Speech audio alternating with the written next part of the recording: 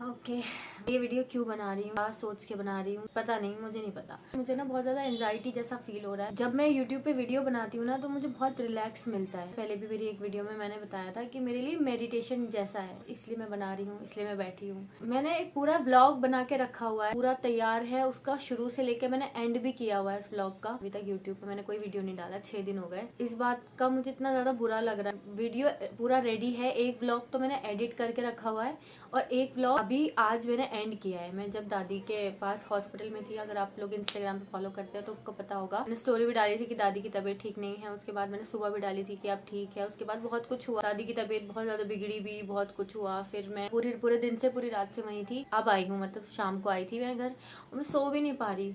बहुत ज्यादा डिस्टर्बिंग हो रहा है, मुझे नहीं पता क्या चल रहा है क्या नहीं, या फिर मैं कुछ नहीं कर पा रही, समझ में नहीं आ रहा। ऐसा लग रहा है कि व्लॉग भी एडिट करने का मन नहीं कर रहा, कुछ भी मन नहीं कर रहा। इतने दिन हॉस्पिटल में रहने के बाद ना बहुत कुछ देखा, सीखा और समझा है मैंने। वहाँ पे लोग खुशी से भी निकलते हैं कि किसी का नया बच्चा हुआ है तो वो लोग बहुत खुश भी होते हैं। बहुत लोगों के मर भी जाते हैं हॉस्पिटल में। मैंने हॉस्पिटल में रहकर बहुत कुछ एक्सपीरियंस किया है, बहुत ज्यादा ही। हॉस्पिटल मेरा 3 महीने से, नवम्बर से मैं हॉस्पिटल के चक्कर काट रही हूँ, तो मेरा 3 महीने से बहुत ज्यादा हॉस्पिटल का हो रहा है। तो मैंने बहुत कुछ देखा है वहाँ पे, उस तरह के इंसान देखे। मैंने ये भी देखा है कि लोग आपके लिए खून बेचते हैं अपना। हाँ, मतलब जिन लोगों को नशा करना होता है वो लोग उन लोगों का फायदा उठाते हैं जिन लोगों को ब्लड चाहिए होता है। ये भी देखा मैंने वहाँ पे। खून बिकता भी है, लोग अपना खून बेच देते हैं शराब पीने के लिए। और भी बहुत सारी चीजें एक्सपीरियंस की। और पता नहीं क्यों मैं अपने ऊपर हावी कर लेती हूँ शायद ज्यादा चीजें। यार ये कितना दुखी है, ये इतना दुखी क्यों है। अपनी टेंशन मुझे जो भी है, जैसी भी है, मुझे और लोगों के बारे में सोच के इतना बुरा दुख होता है। और ऊपर से दादी को मैं थोड़ा ऐसी सिचुएशन में छोड़ के आई ना कि वो ठीक नहीं थी और मुझसे मना कर रही थी कि तू मत जा, फिर भी मैं आ गई। मुझे इस बात का भी बुरा लग रहा है क्योंकि मैं बहुत थकी हुई थी, मुझे सर्वाइकल का इतना ज्यादा पेन हो रहा था। अब आप लोग बोलेंगे यूट्यूब पे वीडियो नहीं डाल पा रही तो इसलिए इतनी दुखी है, इतनी परेशान है। हाँ, यूट्यूब मेरे लिए ना एक सेटिस्फेक्शन है। जब यूट्यूब पे व्यूज बढ़ते हैं, यूट्यूब पे कॉमेंट्स आते हैं, लाइक्स आते हैं ना, तो मुझे सेटिस्फेक्शन मिलती है। मेरे लिए वो मेडिसिन का काम करता है। तो मतलब खुले आम ये यूट्यूब पे ही बोल रही हूँ कि यूट्यूब मेरे लिए क्या है, इसलिए मैं आज कुछ भी बात कर रही हूँ। एक बात मैं बताना चाहती हूँ, शेयर करना चाहती हूँ। कल रात को हॉस्पिटल में क्या हुआ, मैंने सिर्फ ऐसे ही रैंडम एक वीडियो बनाया था जो मैं आगे लगा दूंगी इसके। हॉस्पिटल में जब अंधेरा सुम सन्नाटा होता है, ऐसा फील होता था, या फिर रात को भी हुआ हॉस्पिटल में। रात में रुकने पर पता नहीं कोई एकदम से कोई राक्षस भाग के आ जाएगा या फिर जोम्बीज आ जाएंगे तो मैं क्या करूंगी। ओवर थिंकिंग करती हूँ मैं बहुत ज्यादा। गेट बंद कर लूंगी, सबको बचाऊंगी कैसे, इतने सारे पेशेंट हैं यहाँ पे, बहुत सारी चीजें सोच रही थी। एक इंसिडेंट हुआ मेरे साथ में वहाँ पे रात के 12 बजे हॉस्पिटल में। ऐसा लगता है ना कोई एक सिचुएशन याद आती है स्ट्रेंजर थिंग्स में, या फिर वो चीजें नहीं होती अधमरे जीव क्या कहते हैं उनको। तो ऐसी कोई सिचुएशन हो गई, अगर वहाँ से कोई आया भागता हुआ तो मैं क्या करूँगी, ऐसी चीज़ें आती हैं दिमाग में। बहुत डर लगता है मुझे हॉस्पिटल में इस टाइम, मतलब आधी रात हो रही है। तो जब भी मैं हॉस्पिटल में होती हूँ ना तो मुझे ऐसे ऐसे ख्याल आते हैं कि अगर इधर से कोई आ गया, कोई राक्षस आ गया बड़ा सा वहाँ से भागते हुए, तो फिर मैं ये वाला गेट बंद करूँगी पहले, फिर यहाँ से अंदर बंद करूँगी। मतलब मैं क्या करूँगी, मैं ऐसे ऐसे सोचती हूँ। स्ट्रेंजर थिंग अगर आपने देखी होगी ना तो उसमें होता है हम लोग तीन पेशेंट थी उस रूम में और 3 अटेंडर थे उनके, और 6 बेड थे। तो हमने एक बेड अटेंडर ने लिया हुआ था, एक बेड पेशेंट थे उनमें अपनी दादी के साथ। वहाँ पे ना एक कंपाउंडर थे, कंपाउंडर ही बोलते हैं, मुझे नहीं पता वो क्या बोलते हैं। नहीं चाहती कि किसी को मेरी वजह से परेशानी हो या फिर मेरी वजह से किसी की नौकरी चली जाए। बहुत ज्यादा फ्लर्ट कर रहे थे मुझसे। को उन्होंने जो कहा कि आप यूट्यूबर हो ना, आप यूट्यूबर हो, तो मैंने कहा हाँ। काफी लोग मेरे साथ ऐसा करते हैं कि हाँ उन्होंने मुझे देखा है कहीं, आप यूट्यूब पे। अब 3,71,000 सब्सक्राइबर हो गए मेरे। हाँ, किसी ने कहीं ना कहीं देखा होगा, तो वो बहुत ज्यादा इतनी तारीफें कर रहे थे। बताया ना यूट्यूब मेरे लिए कितना इंपॉर्टेंट है। तो वो यूट्यूब के बारे में जब बात कर रहे थे तो मुझे इंटरेस्ट आ रहा था। मैं कॉरिडोर में, जो मैंने वीडियो क्लिप दिखाई ना आपको, कॉरिडोर में वो बनाई रही थी, तब उन्होंने मुझे बात करने के लिए बुलाया अपने पास, पे जहाँ पे डॉक्टर्स पेशेंट के लिए हमेशा रेडी रहते हैं। डॉक्टर्स और कंपाउंडर्स ब्रदर थे, जैसे सिस्टर होती है ना ऐसे वो ब्रदर थे। तो उन्होंने बात की मुझसे। और ना मेरे साथ एक प्रॉब्लम है, बहुत बड़ी प्रॉब्लम है, और मुझे डांट पड़ती है हमेशा इस बात के लिए कि मैं हमेशा नंबर दे देती हूँ किसी को भी अपना। मुझसे मना नहीं होता कि यार मैं कैसे मना कर दूँ, क्या सोचेगा या क्या। और जब वो कुछ भी सोचे या फिर वो कुछ भी ना सोचे, लेकिन मैं इतना सोच लेती हूँ कि वो क्या सोचेगा, मैं उसको नंबर दे देती हूँ। तो मैंने उनको भी नंबर दे दिया अपना, दूसरा नंबर दिया अपना, पहला नहीं दिया। सब जगह है वो नंबर दे देती थी मैं पहले, मैंने दूसरा दिया, वो मुझे याद भी नहीं था। तो मैंने उनसे बोला कि मुझे याद नहीं है, उन्होंने बोला अच्छा आपको देना नहीं है ऐसे वैसे। तो मैंने हर नंबर दे दिया उनको। उसके बाद में कॉरिडोर में ऐसे वॉक कर रही थी और ये सब बता रही थी कैमरे पे देख के। उन्होंने दूसरे उनके साथी थे, उनको बोला कि अरे अर्शी प्लीज आप आओ ना, एक फोटो ले लो मेरे साथ। मैंने कहा नहीं, मतलब मुझे इतना अनईजी सा लग रहा था कि रात में एक तो कॉरिडोर में पूरा कोई नहीं है, सिर्फ वही थे। तो मैंने कहा नहीं मैं नहीं लूंगी फोटो। बोला प्लीज ले लो। और मेरे साथ होता है ऐसा। उन्होंने बोला आप तो यूट्यूबर हो, आपके फैंस मांगते होंगे तो देती होगी ना। मैंने कहा हाँ, होता है अक्सर ऐसा कि हाँ फैंस होते हैं, यूट्यूब पे हूँ मैं, अब तो बहुत काफी लोग जानते हैं मुझे, और जो पहली बार देख लेते वो फोटो भी मांग लेते। तो फिर फोटो मैंने कहा ठीक है खींच लो आप। तो उनके जो साथी कंपाउंडर थे उन्होंने उनके साथ मेरा फोटो लिया और एकदम से वो बोले कि मैं आपके कंधे पे हाथ रख सकता हूँ क्या। मैंने कहा नहीं प्लीज, मेरे को एंजाइटी हो जाती है बहुत ज्यादा, और किसी सच्चे सब्सक्राइबर से भी मिलती हूँ ना, जब भी मुझे ऐसा लगता है कि यार इतना ज्यादा क्यों बोल रहा है, मैं आपकी फैन हूँ या मैं आपका फैन हूँ, मैं तो एक नॉर्मल सी लड़की हूँ, मेरा कोई इतना फैन और या ये कैसे हो सकता है। अभी तक यकीन नहीं होता कि हाँ यूट्यूब पे मेरे इतने सारे सब्सक्राइबर हो गए हैं, इतना कुछ हो गया है, मेरे शॉर्ट्स इतने वायरल होते हैं, मुझे मतलब है ही नहीं, हवा में है वो, दिमाग में नहीं है, मेरे बात एकदम आती नहीं है कि हाँ मुझसे कोई इस तरह मिलेगा या मिल सकता है। तो मुझे उनका बहुत अजीब लगा। मैंने कहा प्लीज आप ऐसा मत करो, आप कंधे पे से हाथ, क्या उन्होंने रखा ही था, पूछा था मुझसे। तो मैंने कहा नहीं प्लीज आप, तो मुझे नहीं पता, मैं तो सामने थी कि सेल्फी नहीं थी वो फोटो था। तो उन्होंने शायद पीछे से ऐसे किया, सिर्फ फील हुआ ऐसा पीछे से हाथ ऐसे करके।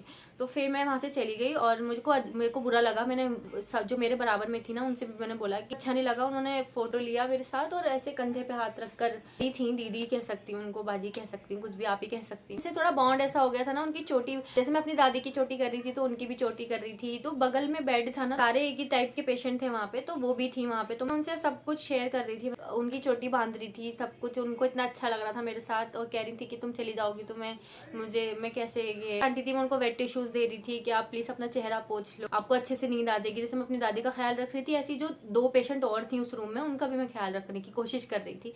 तो उनसे भी मैं ऐसी बात कर रही थी, उनको बता रही थी। तो उनको भी ऐसा अजीब लगा कि ये ऐसा क्यों कर रहे हैं। फिर वो मेरे बगल वाली बेड वाली थी ना, उनको दीदी बोलती हूँ, आप समझ जाना कि उनके बारे में बात कर रही हूँ। तो दीदी को उन्होंने बोला कि 11 बजे इंजेक्शन लगेगा आपको और एक 3 बजे लगेगा रात को। मेरे को भी याद हो गया था अच्छे से कि हाँ 11 बजे लगेगा, 3 बजे लगेगा। तो खैर बात की बात थी, जो फोटोज थी। तो उन्होंने 11 बजे का इंजेक्शन आराम से लगा दिया, कोई दिक्कत नहीं हुई। 3 बजे का जो इंजेक्शन था ना, उनकी दादी अब आराम से सो गई थी, उनकी तबीयत बिल्कुल उतनी खराब नहीं थी, ठीक थी तबीयत उनकी। अब क्योंकि वो 4-5 दिन से नहीं सोई थी तो वो बहुत गहरी नींद में सो गई।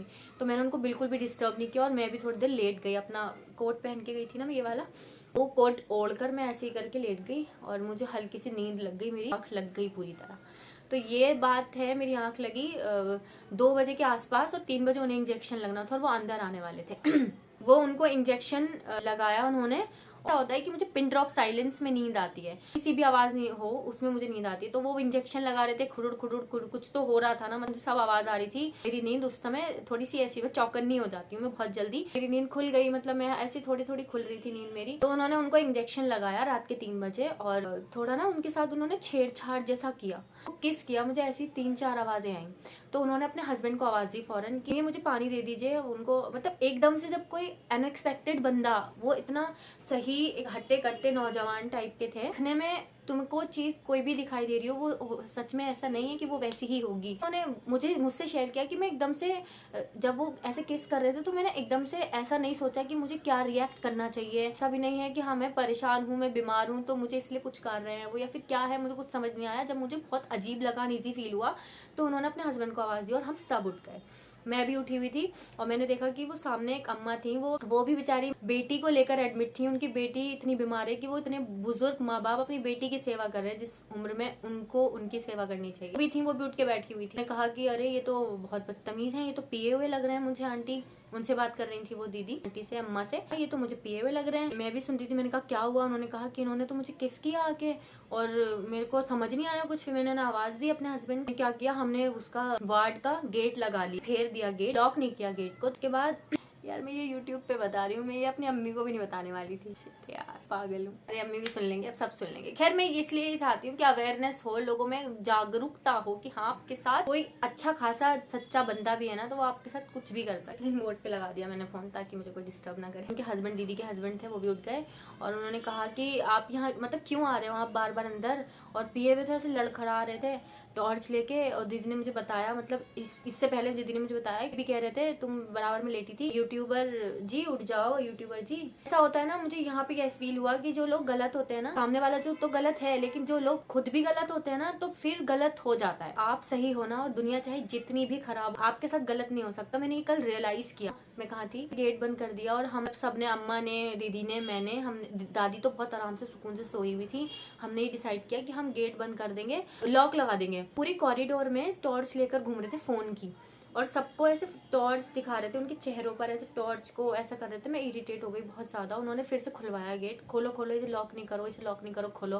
भैया ने जाके गेट खोला और बोला थोड़े सीधे थे भैया, सीधे थे, तो फिर भी वो हैंडल करने की कोशिश कर रहे थे, और मैं भी, और हम मिले हुए थे सब, इसीलिए हम इतना हिम्मत भी कर पा रही। मैं अकेली होती तो पता नहीं मेरा क्या हो। भैया ने दरवाजा खोला और मैं भी उठ गई। मैंने कोट वोट अपना पहना, मैंने ओढ़ लिया था कोट, यही सूट पहन के गई थी मैं कल, अभी तक मैंने कुछ चेंज नहीं किया। मैंने कहा क्या हुआ आपको, आप अपनी जॉब कीजिए ना, आपका ये काम थोड़ी है, गार्ड थोड़ी हो आप, चौकीदार थोड़ी की, जो ड्यूटी है ना आप वो करो, प्लीज आप यहाँ से जाओ। तो वो फिर से अंदर आए, और पता है क्यों आए? अब यहाँ पे 3:10 5-10 मिनट हो रहे थे, 3 बस इतना ही टाइम हुआ था, उन्हें इंजेक्शन दिए हुए। फिर में जो उन्होंने ये किया था, उन्होंने बोला कि मैं देखने आया हूँ कि इंजेक्शन लगाया या नहीं। हमने कहा कि अभी तो आप लगा के गए थे, इतनी देर में आप भूल गए कि आपने इंजेक्शन लगाया या नहीं। वो थोड़ा ना ऐसे लड़खड़ा रहे थे, ओह सॉरी सॉरी, ओ ऐसे करे, बिल्कुल ऐसे रिएक्ट कर। मेरा एकदम तो कांप गई थी, मेरे को इतनी तेज वॉशरूम आ रहा था, लेकिन मेरी हिम्मत नहीं हो रही थी कि मैं कैसे जाऊं अकेले। ऊपर से दादी, मुझे किसी भी टाइम जाके वॉशरूम जाना पड़ रहा था, उनका तो लूज मोशन हो रहे थे, तो उनके निकल जा रहे थे, ऐसे लूज मोशन हो रहे थे उनके, तो मुझे फौरन जाना पड़ रहा था। मैं अपने लिए नहीं जा पा रही, अगर दादी को ऐसी सिचुएशन आ गई तो अभी इस टाइम आ गई तो मैं क्या करूंगी, बहुत टेंशन हो रही थी। फिर मैंने उनको बोला दीदी को कि प्लीज आप ना मेरे साथ वॉशरूम चलो। वो खुद बीमार थी, वो पूरा वट्टी हुई थी यहाँ पे। उन्होंने कहा कि हाँ मैं चल रही हूँ, और ये भी चलेंगे साथ में। तो भैया भी आए, भैया बाहर रुके, वो हमने वॉशरूम किया, और फिर मैं वहां आई। वो पूरा टाइम 3 बजे से लेके 4 बजे तक कॉरिडोर में ऐसे ही घूमते रहे, और उन्होंने हमें लॉक नहीं लगाने दिया। इतनी देर बाद मुझे ध्यान आया कि मुझे वीडियो बनाना चाहिए था उस सबका। तो आप देख रहे हो, ये अभी भी दिख रहे हैं वो टॉर्च लेकर, तो उस टाइम तो नहीं आए, अब तो नहीं लग रहा ये आएंगे। और मैं पूरा फास्ट फॉरवर्ड में दिखा रही हूँ ये, और मैंने उनको ब्लर भी कर दिया। मैं नहीं चाहती मेरी वजह से किसी को उसकी नौकरी चली जाए या फिर कोई परेशानी आए यार। ये देखकर मुझे इतना बुरा लगा कि अगर ये जैसी लड़की है, भोली भाली लड़की है, तो वो कैसे हैंडल करेगी उस चीज को। मैं तो अब बोल्ड हो गई, मैं बोल देती हूँ। मैंने बोला हूँ, मैं बहुत सीधी होती थी पहले, तो मैं नहीं बोल पाती थी कि कोई कुछ भी करके चला जाए कोई, मैं नहीं बोल पाती थी। मैं बोला उनको कि आपकी जो ड्यूटी है प्लीज आप वो कीजिए, आप यहाँ बार बार मत आइए, इंजेक्शन हो गया है, हमको किसी चीज की भी जरूरत पड़ेगी अटेंडर्स को, तो हम बता देंगे कि हमारे पेशेंट को ये चाहिए। फिर वो डर गए और वो चले गए वहां से। फिर अगली सुबह हुई, हमने पूरे स्टाफ को बताया कि ऐसा ऐसा हुआ हमारे साथ कल रात को। तो कोई यकीन ही नहीं कर रहा हमारे ऊपर कि सच में वो ऐसा लड़का है ही नहीं, वो तो इतना सही है, वो तो ये है, वो तो यूं है। बराबर वाले जो वार्ड वाली थी ना, वो भी आई तोड़ के, उन्होंने कहा उनको भी अनईजी फील हो रहा था, उन्होंने भी लॉक कर दिया था वार्ड। ये सब हुआ जो भी हुआ। फिर स्टाफ ने थोड़ा मुझे वो किया कि एक काम करो, जो भी आपके साथ हुआ वो हमें रिटर्न में दो, लिख कर उनके हस्बैंड से कि आप भी जो भी आपके साथ हुआ आप भी लिखो और आप भी लिखो। तो फिर हमने वो एप्लीकेशन लिखी, और लास्ट में भैया ने बड़ी अच्छी बात लिखी उसमें कि ये बंदा हमें, हमारी पेशेंट जो है उनके साथ में नहीं चाहिए, इनको इंजेक्शन ना दे, मतलब उनको हैंडल ना करे। मुझे लगता है काफी लोगों को होता है कि वो अगर आवाज उठाएंगे तो हो सकता है उनके पेशेंट के साथ या फिर किसी भी सिचुएशन में उनके लोगों के साथ वो लोग गलत कर देंगे। नौकरी ना जाए, हम ये नहीं चाहते, हम बहुत बड़े लेवल पे शिकायत नहीं कर रहे थे, हम सिर्फ स्टाफ के लोगों से ही वो रिटर्न में उन्होंने हमसे कहा, हमने लिख दिया। मेरी दादी तो इतना मना कर रही थी कि नहीं बेटा अच्छी बात नहीं, किसी की नौकरी चली जाएगी वो। मैंने कहा नहीं दादी, हम ये इसलिए नहीं कर रहे कि किसी की नौकरी चली जाएगी, हम इसलिए कर रहे हैं कि आगे से कोई और लड़की या फिर कोई, सोचिए वहां पे सिर्फ दादी और मैं होते तो क्या होता, पूरा कोई नहीं था, तो मैं कैसे कर पाती अकेली, मैं क्या करती, हो सकता था मैं फंस जाती। मेरे फोन की स्टोरेज बिल्कुल आउट ऑफ स्टोरेज हो चुका। हमेशा अवेयर रहें, और इस सिचुएशन में आकर ये ना सोचें कि आपका क्या होगा या आपके आसपास के लोगों का क्या होगा। आप इसलिए इस डर से ना करती हैं लड़कियां, मतलब गलत होने देती हैं अपने साथ, तो प्लीज ऐसा मत किया अगर। स्टोरेज की कमी है यार, बहुत सारी बातें थी, मतलब मैंने जो काम लोगों से बोला हुआ था, वादा किया हुआ, मैं बहुत सारी चीजों से ना डिस्टर्ब हुई हूँ इस समय, तो इसलिए मैं बहुत ज्यादा भर गई थी।